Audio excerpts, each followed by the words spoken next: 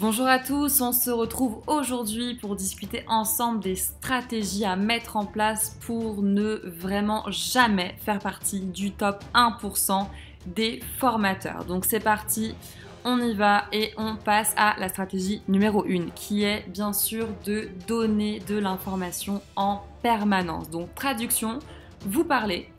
Et du coup, les apprenants écoutent. Hashtag, comme je l'ai écrit, monologue, c'est vraiment ça. Dans la journée, vous parlez, vous parlez, vous parlez, vous parlez. Les gens en face de vous sont assis sur une chaise et vous écoutent ou s'endorment, on ne sait pas trop. Et en fait, je me suis posé une question et je me suis dit, finalement, quels sont les endroits où est-ce que tu vas écouter des gens, mais vraiment tu payes pour ça et tu es content de payer. Par exemple, on pourrait aller voir Florence Foresti en stand-up, on pourrait aller voir Beyoncé en concert ou encore Tony Robbins en conférence. Et donc je me suis posé plusieurs questions que je te partage. La première, c'est est-ce que tu as l'aisance, l'audace et l'humour de Florence pour faire un monologue qui captive les gens pendant 1 heure? La deuxième, c'est est-ce que tu as l'énergie finalement de Beyoncé pour attirer l'attention avec enthousiasme pendant à peu près 1h30? Et est-ce que tu as le charisme de Tony Robbins pour intéresser les gens et les faire évoluer juste en l'écoutant parler du coup pendant 2 heures? Et la réponse que j'ai trouvée, c'est que non en fait. Et on est d'accord, toi et moi, pour se dire ça. En fait, on est sur 3 personnes différentes, 3 domaines de compétences complètement différents, 3 publics différents. Néanmoins, ces 3 personnes ont 2 immenses points en commun. En fait, leur prestation dure environ 2 heures maximum. Et il faut savoir en fait que leurs prestations sont extrêmement travaillées en amont, d'où leur succès en fait, tout simplement. Et à l'inverse, toi, ta formation, généralement, elle ne dure pas 2 heures, elle dure environ 1 journée, soit 7 heures.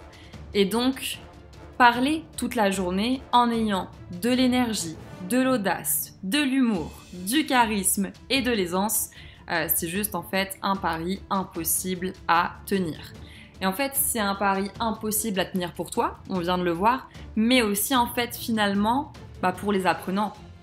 En fait, ta formation de 7 heures, si tu fais un monologue, c'est comme si tu prenais un vase, tu le remplissais d'eau, tu le remplissais d'eau, tu le remplissais d'eau, tu le remplissais d'eau, et même si ça arrive à saturation, tu continues à le remplir d'eau. Et en fait, il se passe exactement la même chose avec le cerveau des gens qui sont dans ta salle de formation. Il arrive lui aussi à saturation, et à l'image de ce vase, carrément, l'eau sort du vase parce qu'elle ne peut plus rentrer, donc la connaissance, ce sera impossible qu'elle rentre dans le cerveau des apprenants.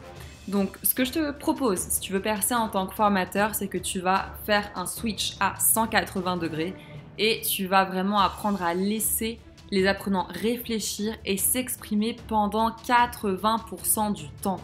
Vraiment. Tu vas faire en sorte que la connaissance, j'ai fait une faute d'orthographe d'ailleurs, c'est merveilleux, que la connaissance vraiment émane des apprenants.